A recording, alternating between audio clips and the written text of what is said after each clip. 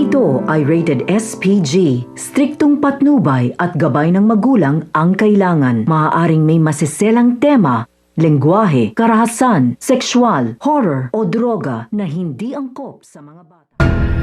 Sa isang barangay muli ngang magkakaharap nga ito nga si Miguelito at ito nga si Rocky Boy na kung saan nga timpuhan na nga nito ni Miguelito ng isang babae na kung saan nakita nga nito ni Rocky Boy na gusto nga rin nga niya dahil na nga rin sa kagustuhan nga maagaw nito ni Rocky Boy ang babae kay Miguelito ay nakipagtalo nga siya dito, ngunit hindi nga uubra nga kina Miguelito itong si Rocky Boy dahil wala nga itong kasamang mga tauhan at marami ang tauhan nga nito ni Miguelito, kaya naman pinabugbog nga nito ni Miguelito si Rocky Boy at naligpit upang mawala na nga ito sa landas nga niya.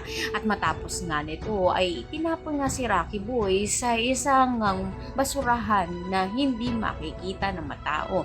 Ngunit sa pagdating nga nito nila Tanggol nang papauwi sila ay nakita nga nila at hindi nagdalawang isip ito nga sila Tanggol na tulungan nga ito. At nang magising na nga ito nga si Rocky Boy ay nagmamakaawa siyang huwag siyang saktan at bigla nga niyang naalala ito nga si Tanggol at ito na nga raw ang pagkakataon nga niya na makakapaghiganti rito na kung saan dati nga ito nga si Tanggol ang bumugbog sa kanya.